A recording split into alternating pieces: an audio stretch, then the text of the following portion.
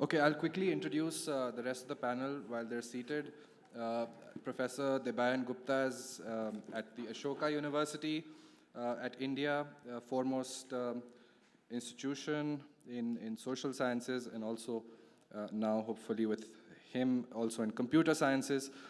We have Dr. Gulshan Rai, who is the former National Cybersecurity Coordinator for the Government of India. Joanna is an adjunct at the AGH University of Science and Technology and a program director at the European Cybersecurity Forum. Mallory is the head of digital at Article 19 in Kenya.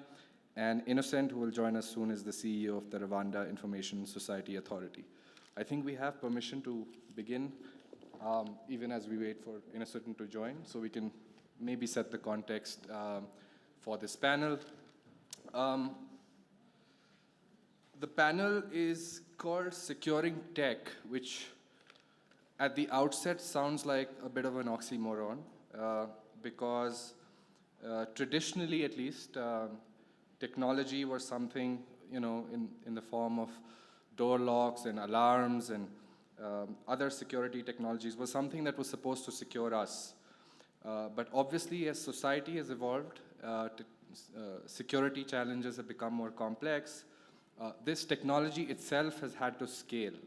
And as technology has scaled, so have societal vulnerabilities as well as technological vulnerabilities. And as we know, the globalization of these vulnerabilities is something that bad actors can easily exploit. And there's a reason why they're called exploits, because you can find a particular vulnerability in one area of the world and actually replicate that globally. Lewis Carroll, wrote once that we must run as fast as we can just to stay in the same place. And I think this is true of technology, because the balancing act to address the trilemma that the blurb on the panel speaks about between security, privacy, and access is never going to be easier to solve than it is today. This is, the pace of change through the fourth industrial revolution, best exemplified by 5G, IoT, etc., and the rapid proliferation of all sorts of combinatorial technologies means that we will have to navigate the temporal dimension of securing technology forever. And lastly, just before we get stuck into the panel, according to Gartner, which has run a survey of about 1,000 stakeholders, the world is going to spend about $125 or $124 billion on information security this year. It was about $114 billion last year, which is not a trivial number. It's about 12 times the Rwandan GDP. And as you would imagine, a lot of this spending has happened on traditional areas of information security. So 25%, a quarter has been spent on network security and infrastructural security. About 50% was spent on various forms of business-to-business security solutions, security as a service, essentially. And 14% was spent on security and standards testing. This was the fastest growing component and something I hope to speak of in the panel, to the panel. But what is alarming perhaps is that only about 5% of this $124 billion is expected to be spent by consumers on security. And while, with the accelerated pace of change and the ubiquity of technology, those with the maximum exposure are actually the least equipped to respond.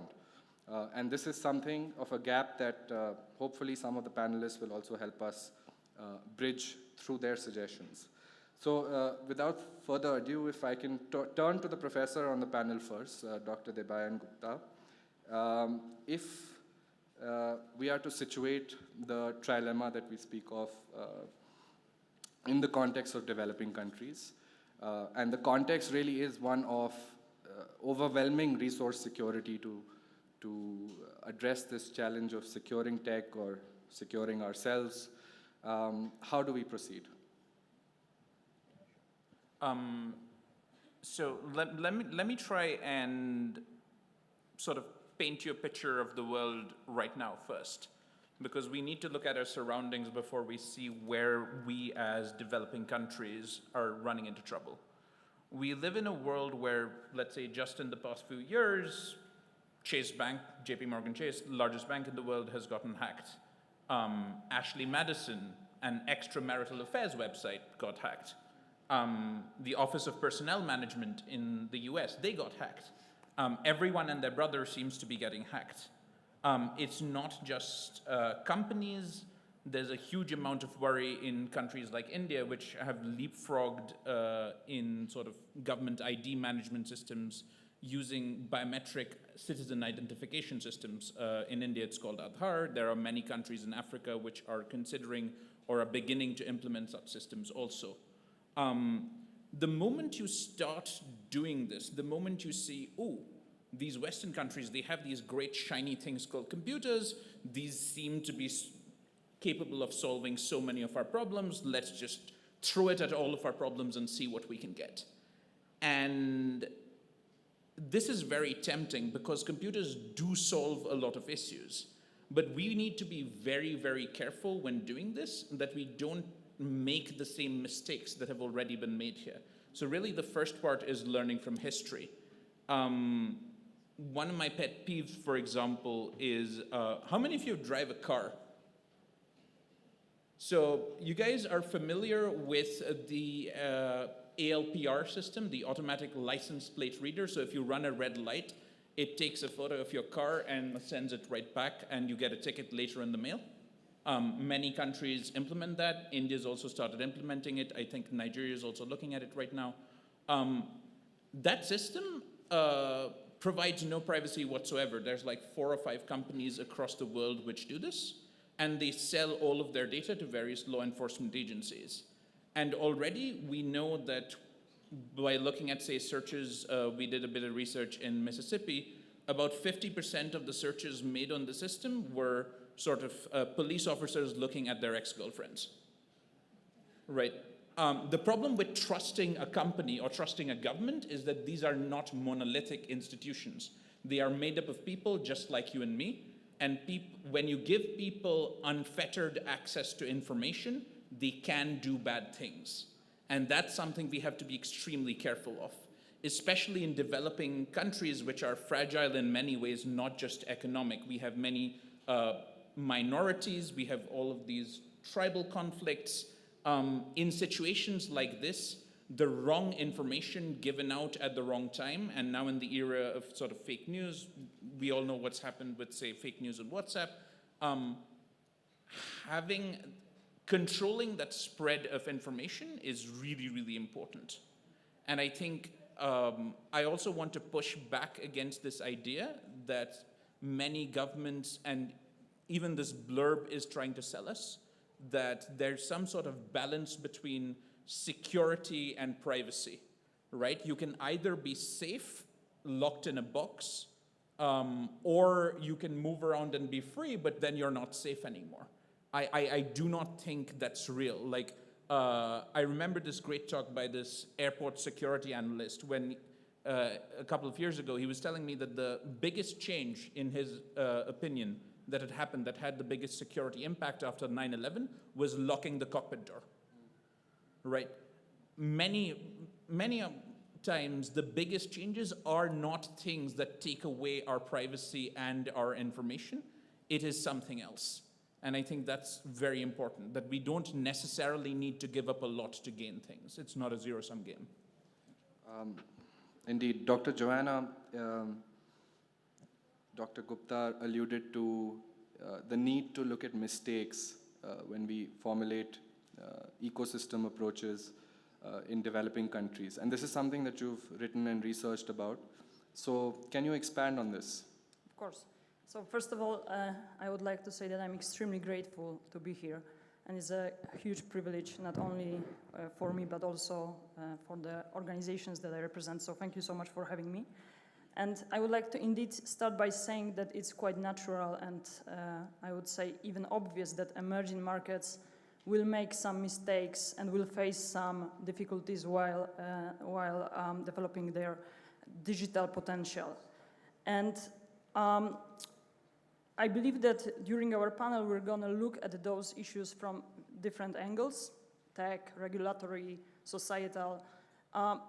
But no matter which perspective will we take, there is one message that I would like to strongly convey, and hopefully I will be able to give you some arguments in favor of my thesis over the course of the debate. Because I strongly believe that most of the challenges that will be faced by emerging markets can be transformed into huge opportunities. And I'm not being naive. It's not going to be easy. It's not going to be possible with all the mistakes, with all the obstacles, but it is possible and it's worth to try to do that. The bottom line of my argument is that emerging markets, developing countries can leapfrog some limitations, some mistakes, some obstacles which were faced in the past by early adopters. So basically, emerging markets can learn from those experiences. They can observe mistakes made by the others, and they can just avoid similar difficult situations. And actually, the description of the panel refers to the great competition between global powers, which is focused now on technological issues.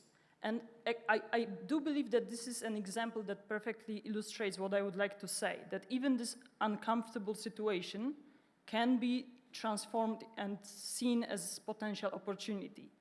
Because let's think about it. I mean, I do believe that the competition is always better than monopoly because it increases your negotiation position. It empowers the recipient. And while thinking about the future choices, emerging markets can say, okay, we will choose certain technology, certain approach, but the basic line is that it's supposed to meet certain standards and certain requirements. And those can be set by looking at some mistakes which were made by now developed countries in the past. So for instance, when you are thinking about deploying digital infrastructure or buying certain technology, you can ask for cybersecurity, which should be treated as security by design. You can look for solutions that will be secured from the very beginning. Cybersecurity should be something which is taken care of from the very beginning, not something that will be added later on. The same with the privacy. I mean, I do care about privacy, and I do believe that this is something important, and it can be treated as a very important element of the services right from the beginning. And it is, of course, about some other potential chances that you can see. Like, for instance, you can talk with the potential partners about more affordable solutions when it comes to ICT. You can think about interoperability from the beginning. I know that African continent has an ambition to build digital single market. This is something that we try to do in Europe, and we know that the market fragmentation it's something that you should overcome. And by designing things right from the beginning, you are able to leapfrog those challenges. So I believe that, we should look at this starting point as something which can be transformed into potential very beneficial situation. Thanks. And thanks for keeping your remarks concise. I'd like actually Mallory to try to challenge this notion of developing countries being able to leapfrog by looking at and observing mistakes of developed countries. Because isn't it true, Mallory, that all of us desire convenience? And technology is almost is the key tool for delivering that convenience, whether we are in the developed world or the developing world. We want that convenience at the same time as the rest of us. And therefore, do you feel that need for convenience exemplified by the capitalist system that we all thrive within, is actually antithetical to some of the impulses towards security and more privacy? Thanks, and thanks for having me. Thanks for the invitation. I'm really happy to discuss my perspective with you all. So Article 19 is a civil society organization. I run a team of engineers and human rights lawyers that work together to discuss technical standards and human rights at technical standards bodies, global internet governance bodies. And I think it's important to remember as well that security has to also include and respect human rights at a minimum, really baseline. And so that's something that we are constantly pushing forward, both in policy and actually in technical implementation, both. It's a dual conversation. So I think that security poses many tensions. You've mentioned convenience as one, absolutely. Another one is privacy. Usually there's a tension between security and privacy. There's even a tension between, research and privacy, or the ability to measure connectivity and usage while still respecting privacy.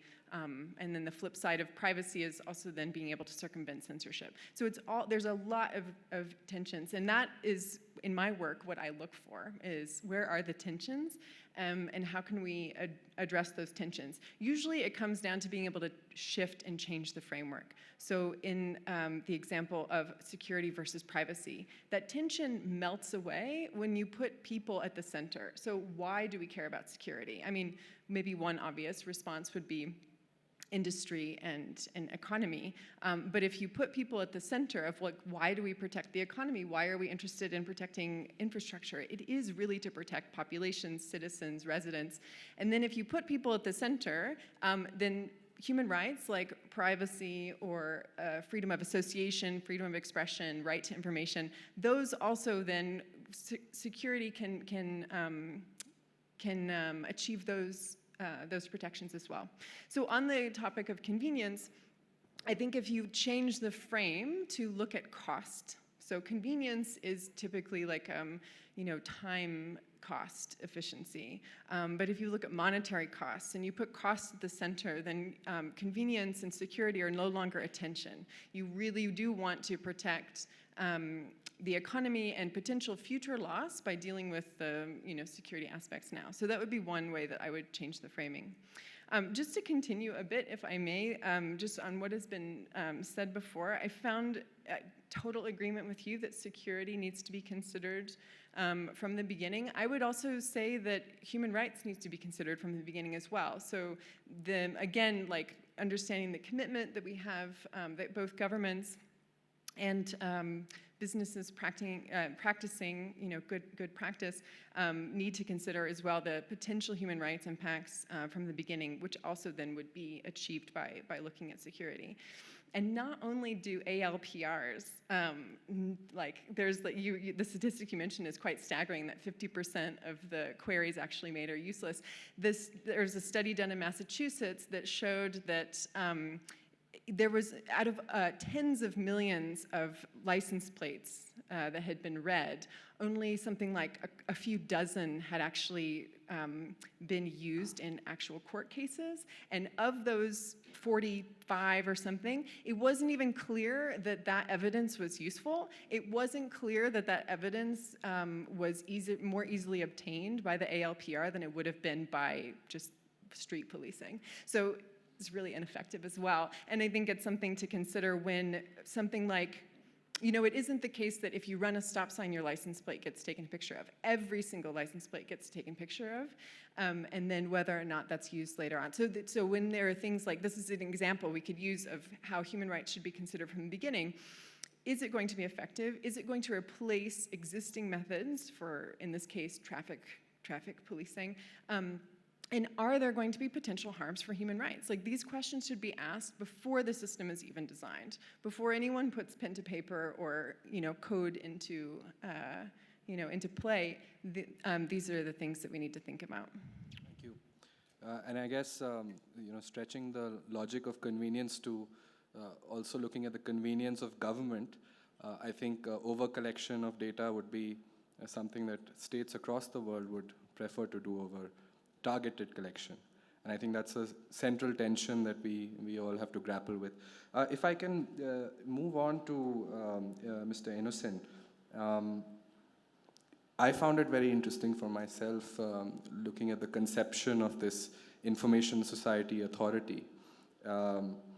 Because obviously it's not just Rwanda or the European Union where we see information societies, it's the collection, processing of data across the African continent, across the world. In Africa itself, now you've hit a level of about 25% of people now who are connected to the internet or at least mobile telephony.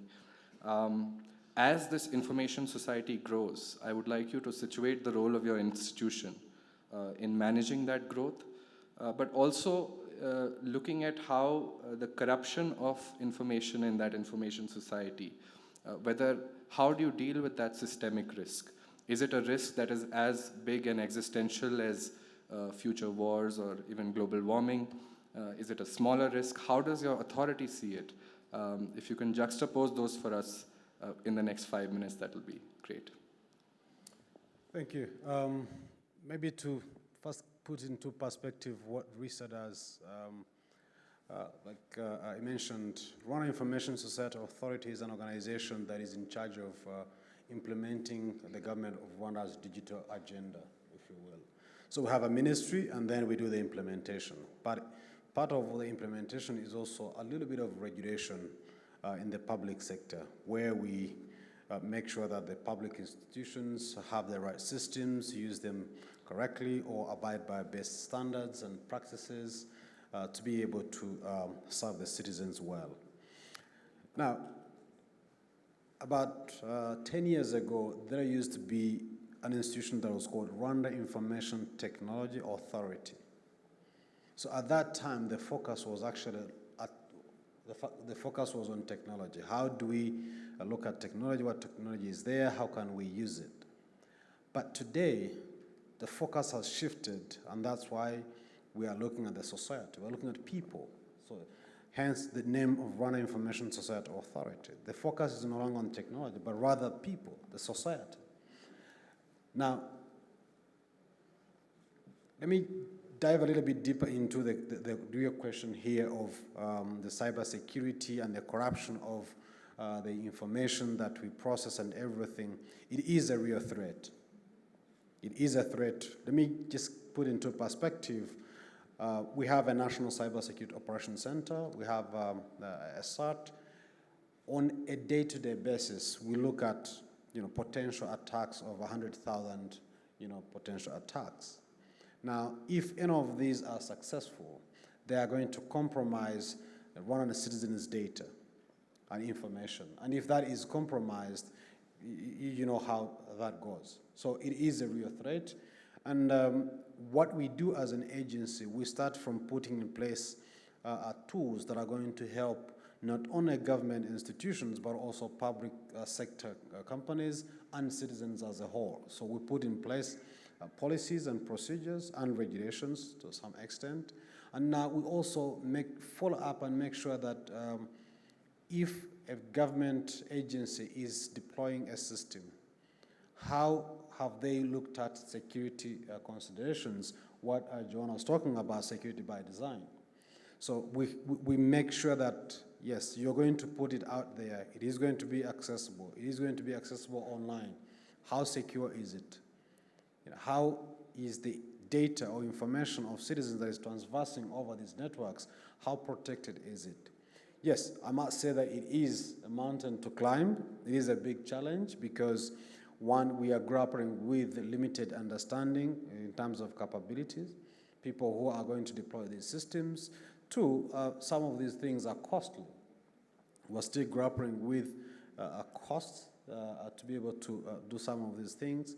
But another element that we have to look at now here by shifting a little bit, in the global context, there are certain things that are at play here. In the Rwandan context, there are certain things that we can be able to control and be able to manage, but then the mere factor that data is being used globally if I am just an ordinary citizen and I'm using Facebook and I'm using Instagram and whatever, and I have all my pictures and every information out there, how do we protect that? The privacy that we were talking about, how do we make sure that that is protected? So it is still a big challenge, and we are embarking on certain steps to be able to see how to address that.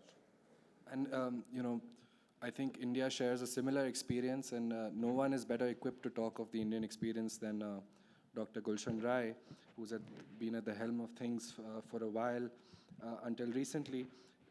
Dr. Rai, India has been looking at a cyber security policy for a few years now, and I think one of the central challenges that bodies like yours have had to deal with in the past and will have to continue to deal with in the future relate to single points of failure, relate to the fact that the weakest link in the chain of stakeholders who may be linked together, whether they're state agencies, authorities, or otherwise, is often the point of intrusion.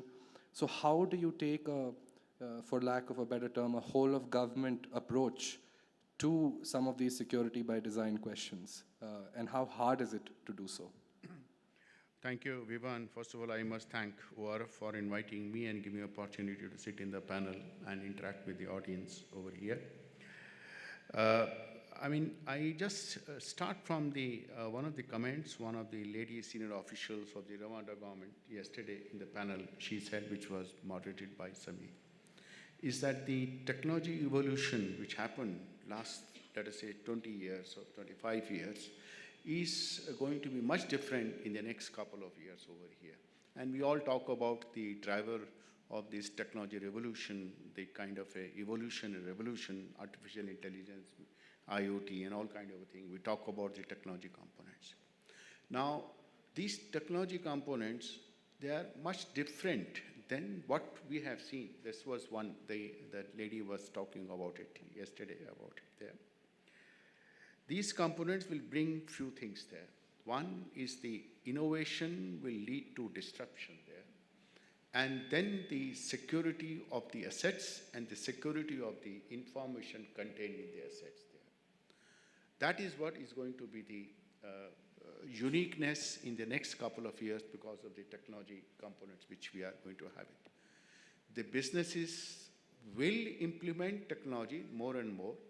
Today also we cannot think of any sector, any discipline or any activity where the cyber or the technology is not playing a role. Then the portion may be smaller than the main component. If you look at the power plant, any critical information infrastructure, the cost of the IT or cost of the technology will be much smaller than the overall cost there. But then it's driving to the efficiency and productivity system there. So businesses will implement, that is a unanimous consensus among every one of us. And the digital will decide the competitiveness of any businesses. That also is the next part thing there. Cyber attacks will increase because of the software portion going up, leading there. Every device will have a software part. So and wherever there is a software, there will be an issue of cyber breaches and cyber kind of things. That's what the scenario is going to happen there. One more scenario which has to come, because I'm saying so because you said what kind of things. Because of these components, the life of a company which used to be almost 33, 34 years somewhere in 1970, that has come down to almost 27 years in 2017, 2018, and the projections are there. The consultants, like you, have suggested that the life of the company will go down to 12 years because of these components, innovation, disruption in maybe another 10 years. That's what the projections are there. Now, having this scenario, this puts a lot of imperatives on the governments to work out a policy framework which should facilitate development, which should facilitate the security, and we should facilitate all kind of overall development there. So, that's a great challenge. To merge together is a great challenge. And the other challenge which we find in India, and that must be true everywhere, is that the heterogeneity there. There are heterogeneous institutions there, the heterogeneous kind of implementation, you said security by design there. And apart from that, the private sector is coming and playing a more role there, and the multinational worldwide, they are coming and setting up the office there. So the government role in terms of implementation will certainly go down, will come down in general in any developing economies or the developed economies. I think Innocent will agree with me. The role of the government will come down. Any policy which was announced and implemented, let us say 5 years ago, the way India did it, we had also policy 2013 cybersecurity policy. We are in the process of now revising into that. We'll have to revise it, looking to those factors which I talked about. We'll have to see and then revised about it. It's a great challenge. It's a great challenge, and I think the challenge will be met. The first thing will be there, we'll have to come out of the options of the privacy and security part of it. We'll have to go to the risk-based kind of a compliance. That's what India is looking at it. You cannot have a single formula. All the components of the driver of the digital technology, they may be, engines may be same, but implementation will be different in different countries and different environments will be there. So we'll have to create a framework which will address the risk-based kind of a compliance there, which will bring a balance between the security as well as the privacy. That's what we are trying to do, the aspect. And one more, Withan, you started with the saying that the over-collection of the data. I must say that it may appear to be a little odd, but the fact of the life is that the technology which we are dealing and which is creating alertness in all of us, creating things there, and what we are going to see, Debian will agree with me, this technology, the data is the essential input of the technology development there. So if we say that this data will not be collected by the companies, and if we stop trying to collect the data, to me appears as a person, as a personal, the innovations will certainly will impact the innovation there. Because the whole technology development, more the data, more better the accuracy, more features, and I mean, it will give a better product to you, and that's what we are trying to see. And that may be one of the reasons that you find the geo kind of a conflicts in the data part of it, things there, apart from the other aspects there. But the essential component, from the positive point of view, data collection will be there. It's a difficult challenge there, and I can certainly, I mean, if you suggest that, I may come out what the government of India thinks about it. We want to have a framework which should facilitate the growth, which I said, regulatory framework there, regulatory framework, where the government try to focus on promotion, the technology development, because I say every implementation will be different in a different country and different sector there. So how do we facilitate the technology development? Customization of the technology which we do. That's the framework we are trying to focus, and I think everyone will have to look at it there. And the next most important factor is the capacity development there. The disruption which will come there, how to address the disruption, how to address this algorithm, that becomes a very important factor. So I just want to do a quick second round, and I want to make this shorter so that the audience has some time with the panelists. And so please keep your interventions to a minute. So we have a few more provocative thoughts than we already do. And over to you, Dr. Gupta, once again. Dr. Rai suggests that a lot of the capacity building to solve for some of these systemic risks and challenges that we see is going to be outside of government. This will involve a lot of coordination between different groups and within society, self-organization. So what is the role of different stakeholders as you see it outside government to organize around this challenge? Sure. So first of all, there's this, I don't think it's not just, there's this inside-outside government separation. I mean, once people want it, government will also do it. It's sort of like building safety. Sure, we give up some convenience in order to have certain regulations on building safety, but we all do that because we don't want the roof to fall on our heads. Right. And I think as awareness spreads and as people realize that, data, as he rightly says, is sort of the currency of the internet, that's how companies run. We don't pay money for Gmail, we pay with our data. You're the product, not the customer, etc. Once this idea spreads more in developing countries, I think we will naturally have a stronger civil society, a more responsible civil society asking for these things, and governments will respond. Mallory, sorry to pigeonhole you into the civil society voice on this panel, but to simplify things, it's easier to do that. But from a civil society perspective, this idea that there's now a temporal dimension to technology challenges that was not there as acute earlier. So governments are forced to respond sooner. If you had, someone wrote a paper on this, if you had a Cuban Missile Crisis equivalent today, maybe a Donald Trump would not have as much time to respond as his predecessors did. And he would have to face the social pressures and respond faster. And that may lead to a less calibrated decision than JFK was able to afford himself. So how do you address this sort of intertwining of the rapid pace of change, the accelerated temporal dimension of needing to respond to this change, with how civil society deals with keeping people at the center? Thanks.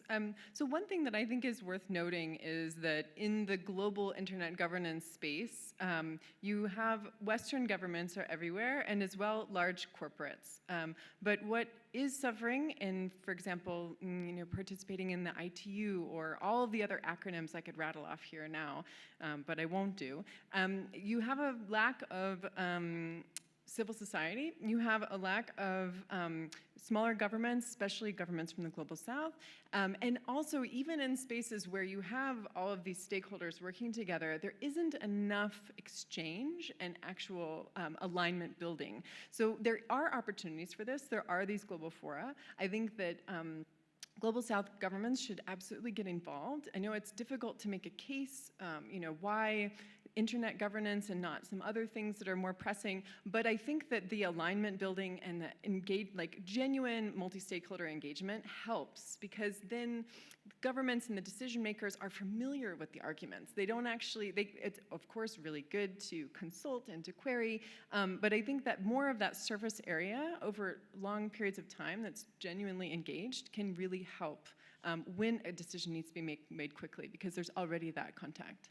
Absolutely. I think the idea of multi-stakeholderism as a way to bridge the capacity deficits of the state on issues around technology and security is absolutely critical. But on this, sense that you have, what you conveyed on sort of international coalitions, global partnerships to deal with this issue, Dr. Joanna, I have a question. We've now this is almost the third decade since the Earth Summit in Rio in 1992, when we decided that we have imminent catastrophe headed towards us in the form of global warming or climate change. And ever since we've had a sort of various rounds of international negotiations, and we finally sort of now decided that to each his own. All states should take necessary actions, and they should audit themselves and report back to the international community. Do you think a similar process is good enough for the cybersecurity challenges that developing countries and others face today? So I certainly believe that every single state should take care of their own cybersecurity ecosystem. This is responsibility of the state to organize certain rules, to engage all different players from civil society, from private sector, from academia, so on and so forth. So everyone is responsible for their own environment, so to say. But again, we all know that it's not going to be enough to deal with it on your own, and you have to cooperate on the global level. And this is exactly what we are trying to achieve within European Union. Maybe you know that in 2016, you adopted the first cybersecurity regulation that will govern cybersecurity scene within the European Union. And there are several aspects of this regulation. First is to encompass member states with certain tools that will help to a better organized cybersecurity scene within their own boundaries. But also there is a strong imperative to build some mechanisms for international cooperation at three main levels: technical, operational, but also political one. So we are observing those mechanisms being built at the regional level, but also at the global level. Just to very quickly maybe bring two examples. UN is currently undergoing two very important processes related with cybersecurity. They are being organized within the so-called open-ended working group and group of governmental experts, where countries are discussing very important issues related with cybersecurity and how to keep digital environment safe globally. So I mean, I can clearly see that we need to have those two dimensions. So there is hope. Mr. Innocent, how does government partake in replicating innovations and best practices on addressing cybersecurity and information security challenges, replicating them and sharing these best practices around the world? If you have a few experiences to share from your authority, I think we'll be all better informed for it. Thank you. I think before I get onto that, I wanted to comment on something. I think it's the professor who mentioned it in terms of policies and regulations that we have. As new technologies emerge, we also need to be innovative and creative in how we regulate and come up with new policies, because the more we get data, the more we get informed, and the more we're able to articulate proper regulations and policies that are able to govern this process. So in terms of innovation, especially in the view of cybersecurity, there is one underlying element that has to be addressed. If there is any sector that needs to be disrupted, it's the education sector. So we need to start to create an army, if you will, of cybersecurity engineers from an early age, so that they're able to, first of all, understand security, understand the nature and architecture of the data that we have, to be able to help us protect the infrastructure and the data for the citizens that we serve. Now, in Rwanda, what we've done, we've done a couple of things. One is we have started clubs, cybersecurity clubs within the universities, both public and private. And now with these clubs, what we're trying to do is trying to tell from the academic point of view, from the lecturers, from the students, please start to think about cybersecurity, start to inculcate that discipline of trying to look at it, look at everything IT related from that secure angle, so that by the time these guys get to the workforce, then they are quite well informed to be able to start applying what they have learned during the academic years to secure the infrastructure that they are working on. Now, that we're trying to do, but again, coming onto the global scene, there are a number of challenges that we face. Now, I'm trying to understand, I've been looking at there are global policies that do affect emerging markets like ours. For example, GDPR. How does a regulation like that affect Rwanda, Kenya, Tanzania, or any other African or any other emerging market for that matter? So I think, alluding to the question that John was trying to answer, we need to come up with a framework that will be able to look at these global policies or regulations that have far-reaching implications to the emerging economies. So how do we put in place either a counter regulation, or how do we align ourselves to make sure that it is not imposed onto us? Sure. And this is a challenge that India is dealing with, of course. We have data protection legislation on the cards this year. We have sectoral regulations on data protection that Dr. Rai has also been overseeing in his previous capacity.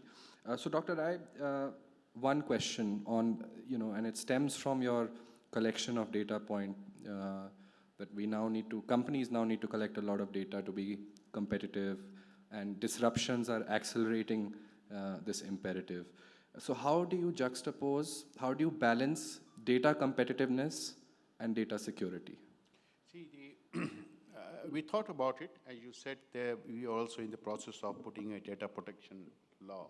There was a committee under Justice B.N. Krishna, and I was a member of that committee. We had looked at GDPR. Innocent has talked about GDPR. What we are focusing on the data governance policy. That's what we are focusing on, which is a slightly different concept than you get a protection and privacy. That's what we are trying to do. Data will be needed by startup if you have to promote that. Data will be needed by company, new technology come up. How the data governance will happen there, that's what we are trying to focus. That aspect, we are trying to focus on that. And I'm sure when the draft comes out, or the bill comes out sooner or later, hope, as you said, this session of the parliament which is going on, and you will see the difference in there. And then I think there will be some more suggestions and amendments will happen before the parliament passes there. So we are looking a pragmatic framework which should sustain for next 5 years. I have drafted the Information Technology Act, and we did amend it. 2000 and 2008 we amended it, and we are now in the process of amending the same act because of these factors which we had the panelists had discussed. So that's one thing which we are trying to do that.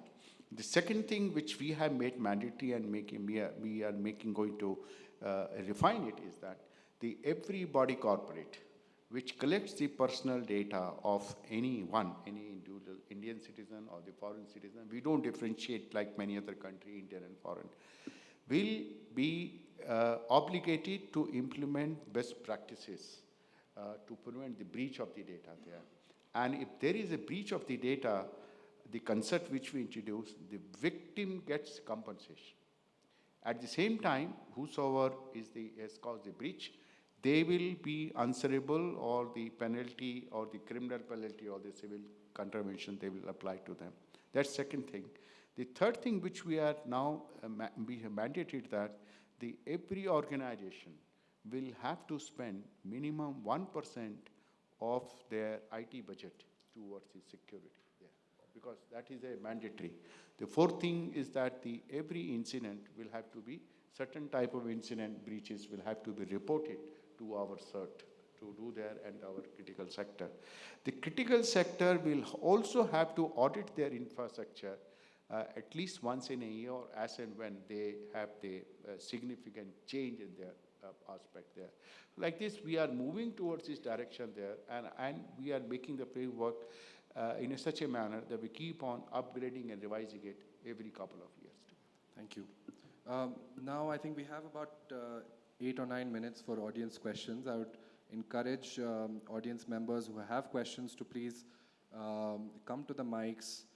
Please state your backgrounds and keep your questions short, and make sure they are actually questions and not comments.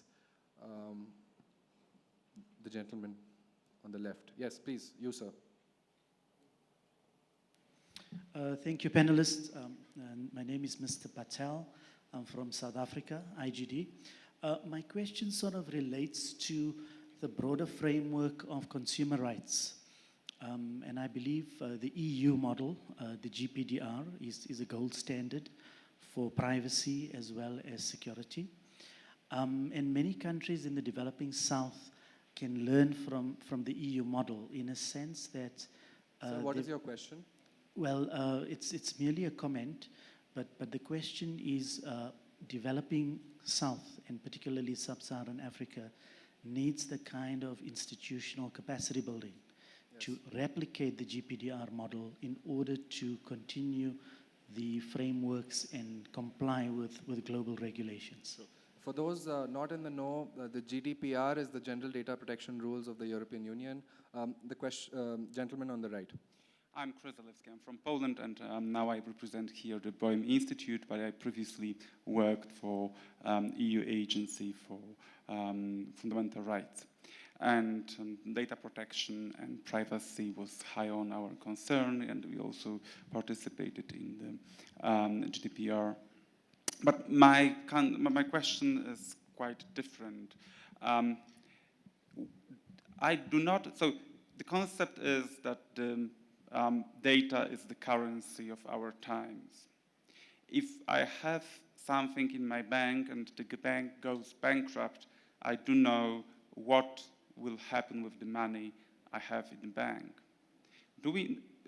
Let's imagine that tomorrow Facebook will bankrupt.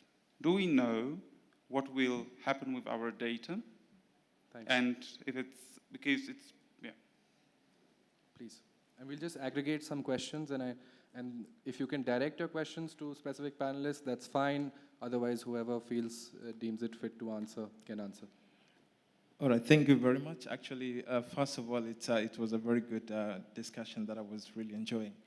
But I would like to understand from our fellow from Rwanda, we have a bigger challenge when it comes to all these challenges that we keep seeing every now and then.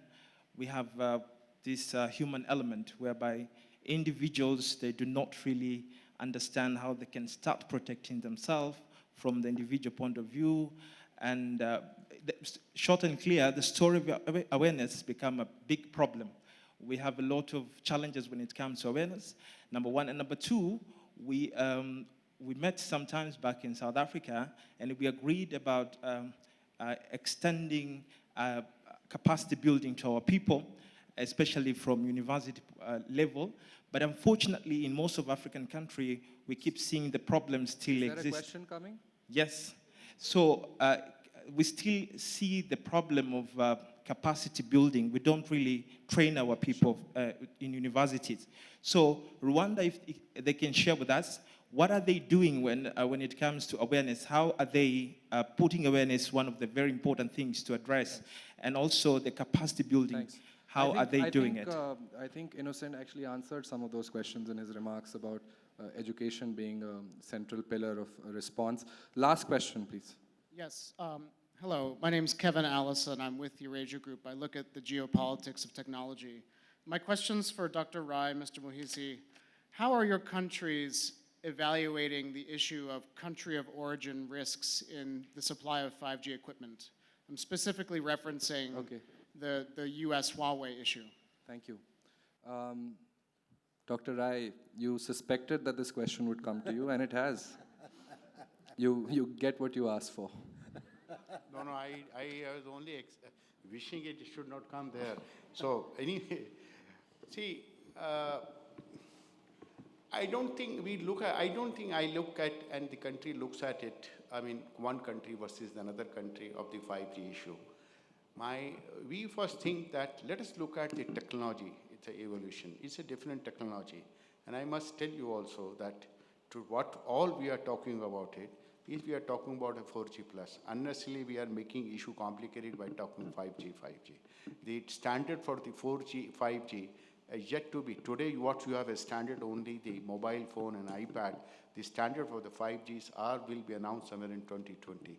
And there are the standard for the security for 5G will take further time. Today, there is no thought process about it. So today, we should talk about the technology, the 4G plus or the 5G. That's what we talk about it.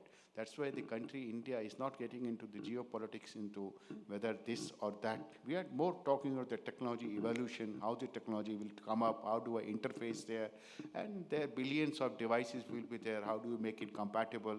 Frequency regulation, how do we do the frequency regulation? How many cells more will be needed? Someone says 20 times more towers will be needed. Someone says the 30 times. I think these are the issues which we are grappling. We are trying to understand the issues.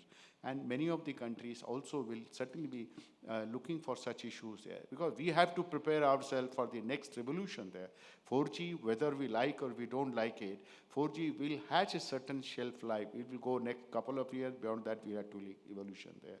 So I think we are focusing more on creating those infrastructure to test any technology which we either build ourselves or we procure from somewhere else.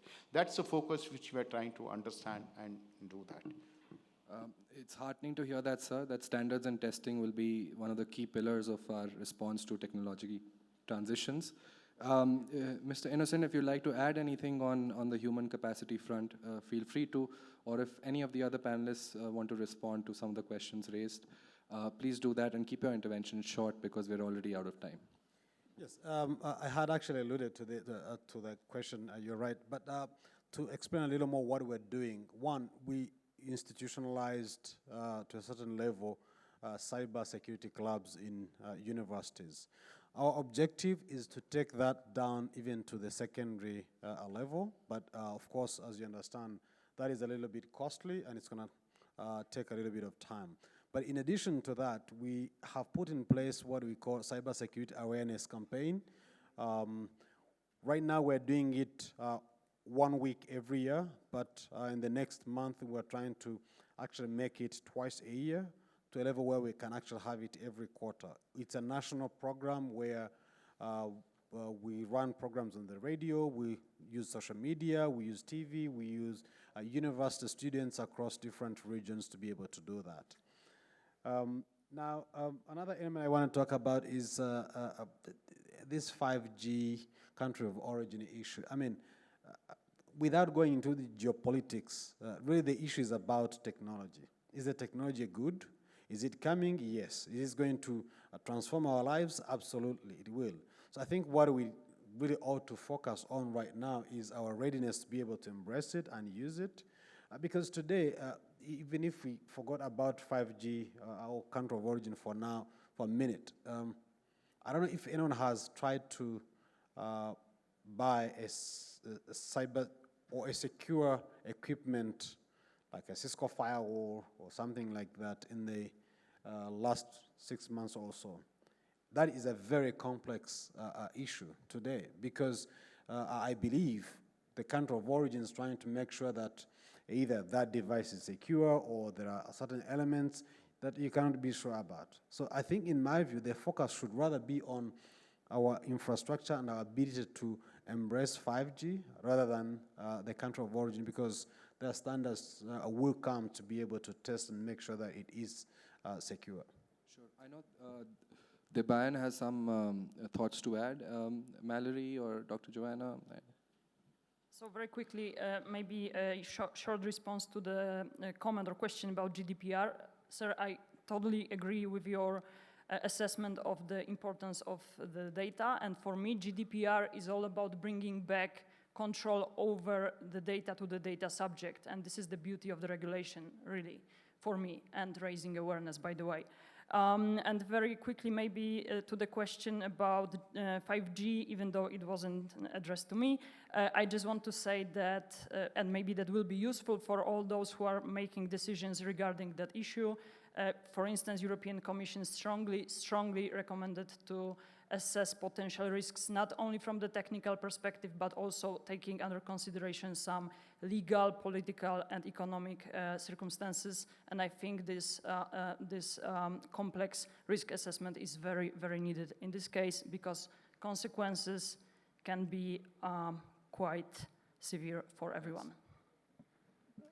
Yeah, I also wanted to address the question about 5G. So I will throw out the acronyms now. My team works at the IEEE, which is really hardware chips. We're at the 3GPP, which is the third generation public project that is looking at the 5G spec. We see them at the IETF, Huawei, I mean. And so what is really important, I think, is to think about the standard setting that is going on, because that can really help all adopters from every angle, right? So the standard is not just for the equipment the governments will install, it's also for end user product, and that is going to address some of these concerns. There's a huge leap in terms of security that will happen between 4G and existing mobile networks and 5G, and that is key, unless it's disrupted, which is why we are there and monitoring it closely. I think standard setting and participation in standard setting is a key challenge for developing and emerging countries. It's easier said than done.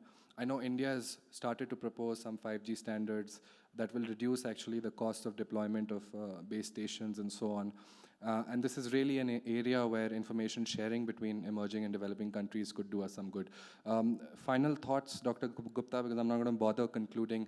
We've looked at the entire swath of issues from consumers and state responses to 5G. Final thoughts. Sure. going to talk about the 5G Huawei stuff, but if you want conspiracy theories that will keep you awake at night, do find me after this. I'll quickly answer the Facebook question. Someone asked what happens to the data. Answer is we don't know. There's no laws about it. But there are some proposed solutions. We at MIT have been working with Tim Berners-Lee on something called solid pods. Do Google it, very cool stuff. One-line comment about GDPR, you want something better, look at the Sri Krishna report. It really is quite amazing. Do take a look. So that encompasses, I think, Dr. Rai's final comment too. Since conformity for now for this panel is a good thing, we will end at time. And Dr. Samir Saran, over to you.